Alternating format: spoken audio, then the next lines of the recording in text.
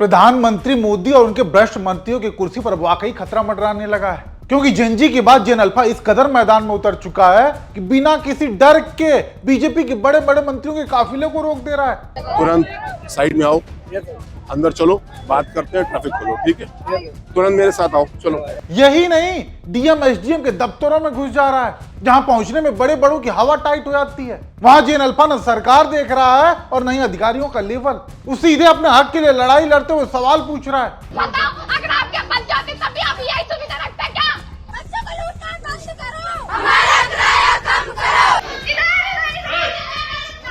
आज जेन अल्फा के ऐसे प्रदर्शन की तस्वीरें किसी एक जिला स्टेट से नहीं आ रही हैं, बल्कि यूपी, एमपी, राजस्थान, झारखंड, दिल्ली, चारों तरफ जेन अल्फा का गुस्सा सड़कों पर देखने को मिला।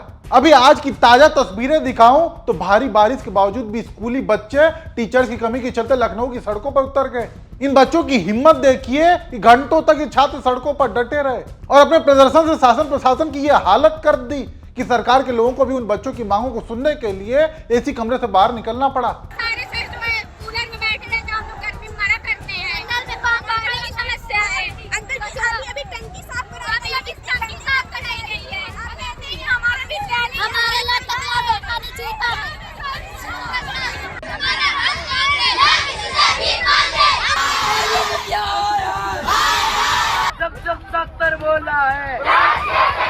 हमारे गांव में रोड नहीं बन रहा है जब से हमारे भारत देश आजाद हुए थे। हाँ, तो हमारी पढ़ाई भी छूट चुकी, 9th में थे, हमारी पढ़ाई कीचड़ की वजह से छूट चुकी है। अभी मिट्टी पुड़वाई थी तो उसमें बहुत कीचड़ हो गया, तब भी नहीं निकल पा रहे।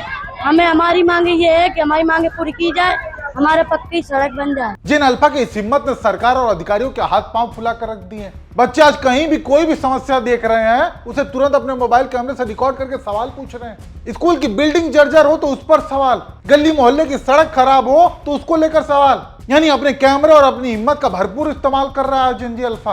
और इससे बीजेपी सरकार इस कदर डर चुकी है कि फोटोग्राफी पर पाबंदी लगाई जा रही है। राजस्थान जहां बीजेपी सत्ता में है, वहां की खबर है कि राजस्थान शिक्षा विभाग ने सरकारी स्कूलों में निगरानी सख्त कर दी है। निर्देश जारी कर दिए हैं कि बिना अनुमति कोई फोटोग्राफी और वीडियोग्राफी नहीं कर सकता। सोचिए, बच्चियां कैसे पढ़ सकेगी सर, कैसे इतने दूर जा सकेगी? आजकल का वहाँ का एरिया खराब है सर। घूमने आपने गरीबों के घर तोड़ के उनको चौड़ीकरण करने के लिए उच्च के लेकर आया। जनता कुछ नहीं बोली, जनता उफ तक नहीं करी सर।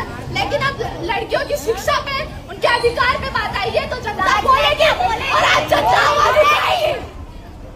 सर, हमारे यही सभी ने विनम्र निवेदन है कि आप हमारा स्थानांतरण ना करें, और हमें पता है कि आप एप्लीकेशन लेंगे, उसे स्वीकार करेंगे, लेकिन बाद में वापिस आप नोटिस जारी करके ये कह देंगे कि नहीं स्कूल गया। तो सर, हमारे साथ हमें लिखित में चाहिए, हमें पूरा पक्का प्रूफ चाहिए, और हमें चाहिए मतलब चाहिए, हमें स्थानांतरण नहीं होना चाहिए। सर, आप अगर ज्यादा करेंगे, हमारा स्थानांतरण नहीं करेंगे तो हमें स्वयं आत्महत्या करने में निर्भर करना पड़ेगा सर आपको, और उसकी जिम्मेदारी सिर्फ आप उठाएंगे। हमारा कहना यही है सर, बस यही कहना चाहते हैं आपसे कि आप हमारा स्थानांतरण ना करें। आप हमारे से हमारा अधिकार ना छीने तो शिक्षा हमारा अधिकार है सर, आप खुद पढ़ें। यानी पहले जेनजी ने धर्मेंद्र प्रधान का इस्तीफा लेकर सरकार की चूल्हे हिलाई और अब जेन अल्फा ने शासन प्रशासन की नींद उड़ा रखी है। जबकि बीजेपी सरकार ने हर संभव कोशिश की कि इन बच्चों को शिक्षा से दूर रखा जाए। सरकारी स्कूलों की संख्या कम कर दी गई, उन्हें शिक्षा के बजाय धर्म का चूरन पकड़ाने का भरपूर प्रयास किया गया और इसमें कई हद तक भाजपा सफल भी हुई। लेकिन अब जिस तरीके से जेनजी और जेन अल्फा अपने हक के लिए आवाज उठा रहा है, उसके सामने अब बीजेपी के सारे हथकंडे फेल हो रहे हैं, क्योंकि आज देश का युवा सरकार की अंधभक्ति करने के बजाय कमियों को लेकर सरकार से सीधा सवाल कर रहा है। और ना ही केवल सवाल कर रहा है, बल्कि जब तक उसकी मांगे नहीं मान ली जाती तब तक चट्टान की तरह सरकार के सामने डटा हुआ है। और इसी का नतीजा है कि उसे सफलता भी मिल रही है। दिल्ली में जेनजी ने धर्मेंद्र प्रधान का इस्तीफा लिया और अब जेन अल्फा सड़कें और स्कूलें सही करवा रहा है। आपको अगर हाल ही की कुछ खबरें बताएं जहां जेन अल्फा ने हिम्मत दिखाई है, तो यूपी के हमीरपुर में बच्चों ने स्कूल तक की पक्की सड़क बनाने को लेकर 5 किलोमीटर पैदल मार्च किया और अंत में अपनी मांगों को लेकर जिला अधिकारी के कार्यालय तक पहुंच गए।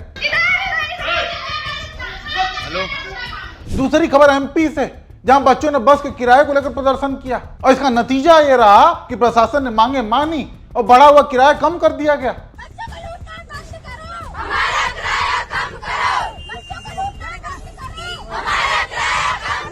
तीसरी तस्वीर यूपी के लखनऊ से आई, जहां शिक्षकों की कमी को लेकर भारी संख्या में छात्र सड़क पर उतर गए और यहां भी जिला अधिकारी को इन बच्चों से इनकी मांगों को सुनने के लिए सड़क पर आना पड़ा।